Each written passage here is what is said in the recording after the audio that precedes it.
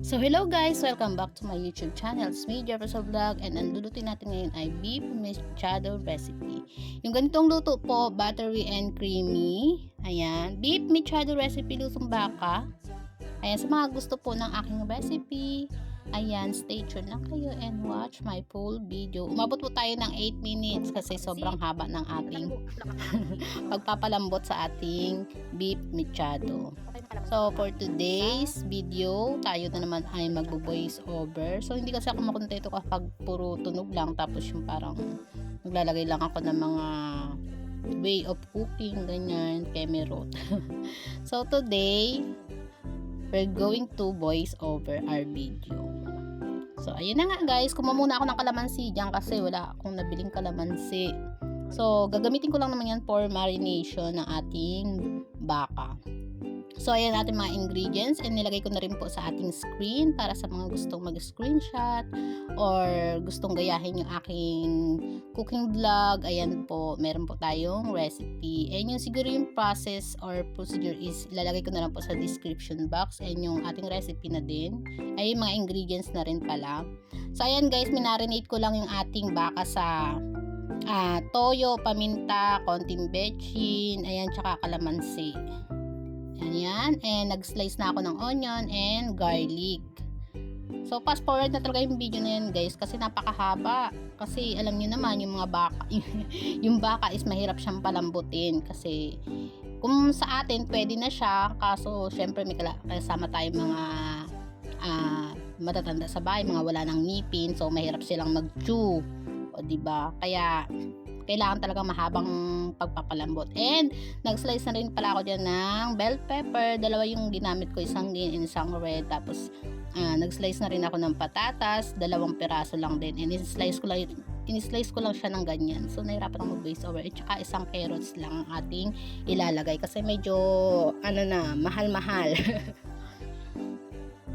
Medyo mahal ang ating carrots ngayon. And ayan, na-slice ko lang lahat ng ating mga ingredients. So, ready na tayo para for, sa ating pag-start ng cooking. And, ganyang cut pala guys. Kinat ko yung baka kasi medyo masyadong malalapad.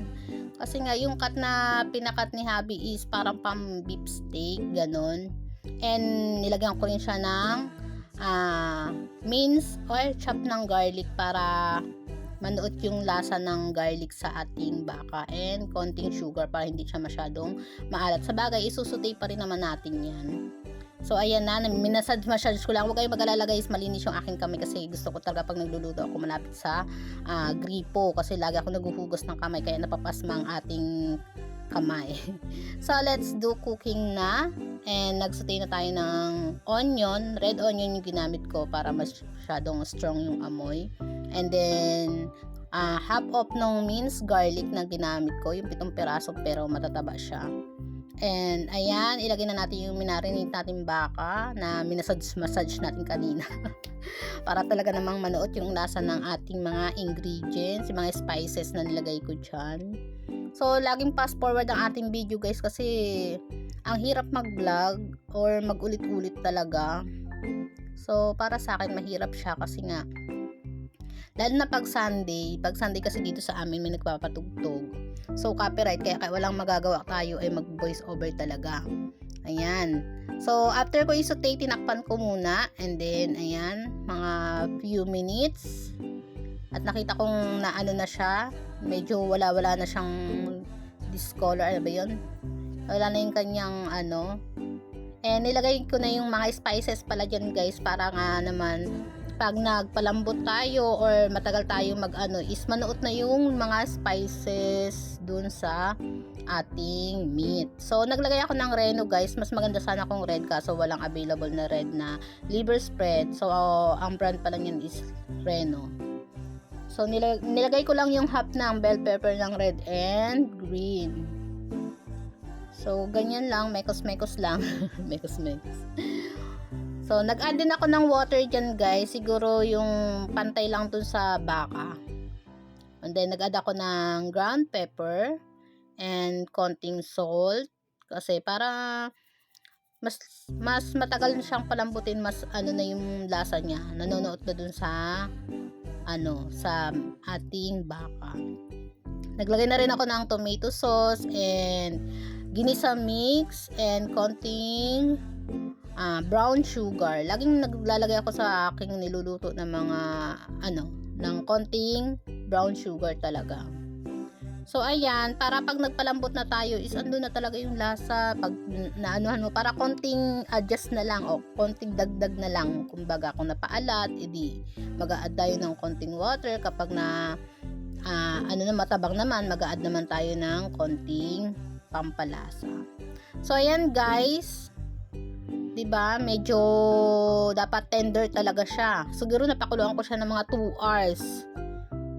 Oo, kasi yung baka guys, parang may gatil-gatil pa siya. Kapag may gatil talaga, mahirap siyang palambutin. And then, nagprito na ako. Habang pinapalambot ko na yun, nagprito na ako sa kabilang kawali ng patatas. So, mahirap. Nagbablangko ang aking utak ngayon. Parang mahirap ngayon mag-voice over. Kasi nga, kagigising ko lang. And then, syempre, mariban naman tayo sa mga gawaing bahay pang araw-araw, hindi talaga natatapos bilang nanay, di ba? So ayan, medyo kulong-kulo na siya, galit na galit yung pagkulo ng ating baka, talaga namang siguro malambot na talaga yung mga parts niyan. So advice ko lang sa inyo guys, kapag kayo magluluto ng baka, lahat ng spices ilagay nyo na para manuot dun sa laman ng ating meat. And then sa puntong yan guys, malambot na talaga yan. And iniintay ko na lang siyang lumapot pa or siya, evaporate ba yon yung texture niya. And then ayan guys, na prito ko na lahat ng mga ilalagay nating ingredients and nilagay ko na rin dyan. Ayan. So sa voice over nito, hindi ko alam kung ano mga sinasabi ko. Kasi ayoko na mag-cut ng voice over. Oo, gusto ko dire-diretso na. Ayan.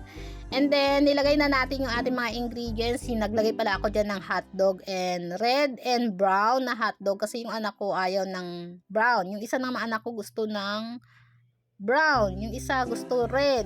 Ewan ko ba sa mga anak ko? Parang so, ayan. Masyadong ng ating voice over. And, malapit na siyang maluto. And ang video to guys, naglagay ako ng 1/4 of butter para talagang malasang malasa siya. And hindi na ako pala guys nag-add ng kung ano-ano pa ha.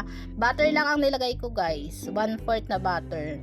And hindi na rin ako nag-add ng mantika dyan guys, kasi yung ating beef is masyado siyang masebo, diba? Alam niyo naman yan. Kahit wala siyang taba. So yun lang guys, luto ng ating beef mechado or beef stew.